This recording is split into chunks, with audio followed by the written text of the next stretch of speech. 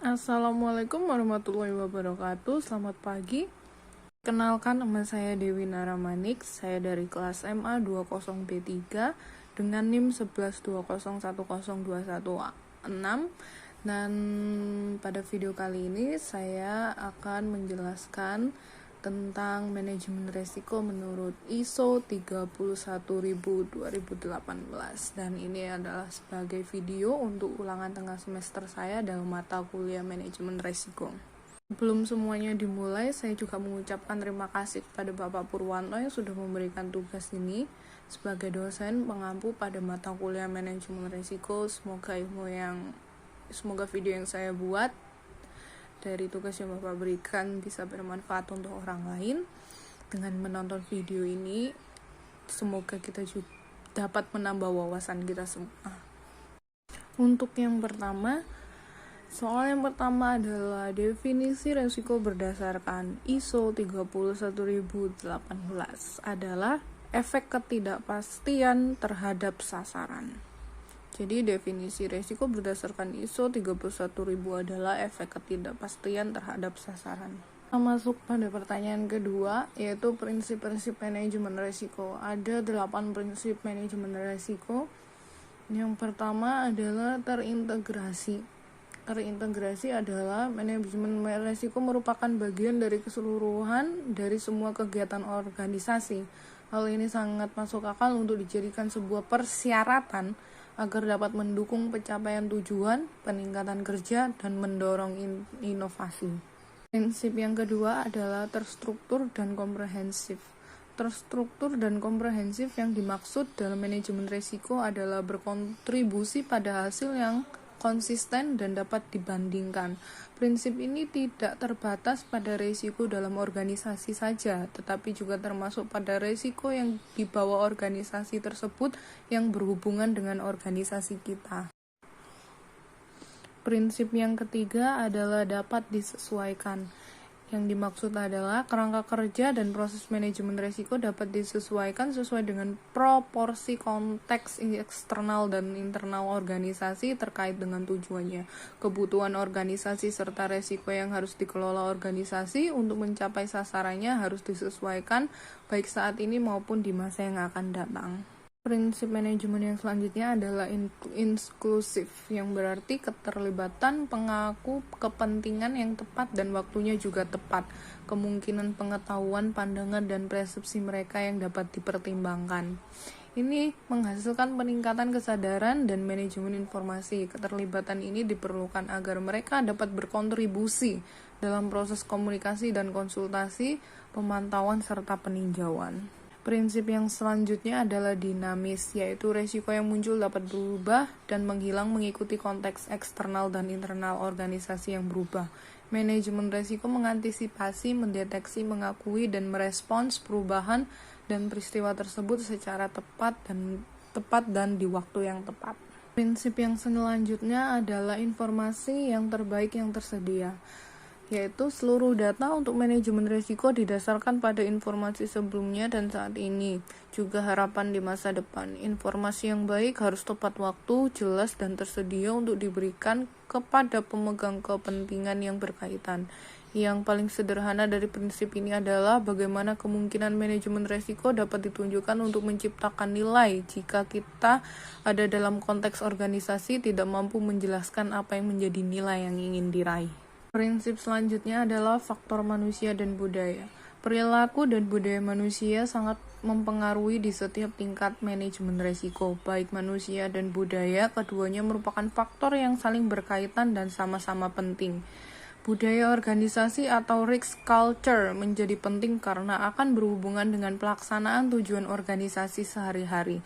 Tentunya peran pimpinan di sini sangat penting juga karena harus memberi contoh dan juga motivasi seluruh komponen yang ada dalam organisasi. Dan prinsip-prinsip manajemen risiko yang terakhir adalah peningkatan berkelanjutan, di mana prinsip ini meningkatkan efektivitas kerja dari manajemen risiko, perbaikan yang dilakukan secara berkelanjutan dan menjadi siklus yang berkesinambungan dengan menggunakan metode plan, do, and check action. Kita masuk pada soal yang ketiga, kerangka kerja manajemen resiko. Ada 6 kerangka kerja manajemen resiko. Yang pertama yaitu kepemimpinan dan komitmen. Kepemimpinan dan komitmen adalah pusat atau dasar dalam kerangka kerja manajemen resiko. Kepemimpinan adalah sebuah kemampuan atau kekuatan dalam diri seseorang untuk mempengaruhi orang lain sesuai dengan tujuan organisasi. Komitmen adalah suatu bentuk kewajiban yang mengikat seorang dengan sesuatu, baik itu diri sendiri maupun orang lain. Kepemimpinan digambarkan dengan pemimpin perusahaan atau manajemen puncak yang memiliki tanggung jawab dan akuntabilitas untuk berkomitmen dan berkaitan dalam menjalankan manajemen resiko. Dengan kata lain, manajemen resiko dilakukan melalui kebijakan, wewenang, tugas, tanggung jawab, dan akuntabilitas pada tingkat organisasi yang disesuaikan dengan tujuan organisasi. Kerangka kerja manajemen resiko yang kedua adalah integrasi. Secara harfiah, integrasi berarti penggabungan atau pembauran sesuatu yang berbeda menjadi suatu kesatuan yang utuh. Integrasi dalam manajemen resiko yaitu manajemen resiko menyatu sebagai satu kesatuan dalam sistem perusahaan atau organisasi. Integrasi pada kerangka kerja berarti bahwa manajemen resiko menjadi bagian yang tak terpisahkan atau menyatu dalam tata kelola kepemimpinan dan komitmen perusahaan. Yang ketiga adalah desain. Kerangka kerja selanjutnya yaitu desain atau yang berarti perencanaan atau perancangan. Dalam kerangka kerja manajemen resiko, desain mencakup beberapa hal, yaitu pemahaman organisasi dan konteksnya, penegasan komitmen manajemen resiko, penetapan peran, kewenangan, tanggung jawab, akuntabilitas, alokasi sumber daya, dan penyiapan komunikasi dan konsultasi. Selanjutnya, implementasi. Implementasi atau pelaksanaan dalam kerangka kerja manajemen resiko merupakan tindak lanjut setelah desain manajemen resiko dibuat atau ditetapkan. Jika desain manajemen resiko diimplementasikan dengan baik, maka kerangka kerja manajemen resiko dapat memastikan proses manajemen resiko yang telah menjadi bagian dari semua kegiatan perusahaan. Kerangka kerja yang selanjutnya adalah evaluasi. Evaluasi adalah suatu proses untuk mengukur atau menilai apakah suatu program atau kegiatan yang dilaksanakan sesuai dengan perencanaan. Dalam kerangka manajemen resiko, evaluasi dilakukan untuk mengukur kerangka kerja manajemen resiko terhadap tujuan, rencana implementasi, indikator, dan perilaku yang diharapkan sesuai dengan tujuan organisasi atau perusahaan. Evaluasi tersebut dilakukan secara berkala agar tidak ada kendala yang muncul dan bisa segera diatasi. Kerangka kerja manajemen risiko yang terakhir adalah perbaikan. Penerapan kerangka kerja manajemen risiko juga meliputi perbaikan dan kemudahan dalam beradaptasi, sehingga perusahaan harus bisa melihat perubahan yang terjadi baik di lingkungan internal atau eksternal, kemudian melakukan perbaikan sesuai dengan tujuan organisasi. Yang sekarang kita masuk di soal yang terakhir, soal nomor 4, ada proses manajemen. Ada 5 proses manajemen. Yang pertama adalah identifikasi resiko, proses yang secara sistematis dan terus-menerus dilakukan untuk mengidentifikasi kemungkinan timbulnya resiko atau kerugian terhadap kekayaan, hutang, dan personil perusahaan. Proses manajemen yang kedua adalah analisis resiko, yaitu memisahkan resiko kecil yang dapat diterima dari resiko besar dan menyiapkan data sebagai bantuan dalam prioritas dan penanganan resiko. Analisis resiko meliputi penentuan sumber resiko, kemungkinan dan dampak resiko yang akan terjadi. Dan proses manajemen yang ketiga adalah evaluasi resiko, yaitu proses perbandingan antara level resiko yang ditemukan selama proses analisis dengan kriteria resiko yang telah ditetapkan sebelumnya.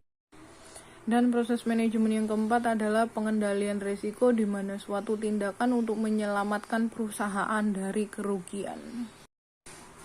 Dan proses manajemen yang terakhir adalah mitigasi resiko, di mana merupakan tindakan terencana dan berkelanjutan yang dilakukan oleh pemilik resiko agar bisa mengurangi dampak dari suatu kejadian yang berpotensi atau telah merugikan atau membahayakan pemilik resiko tersebut.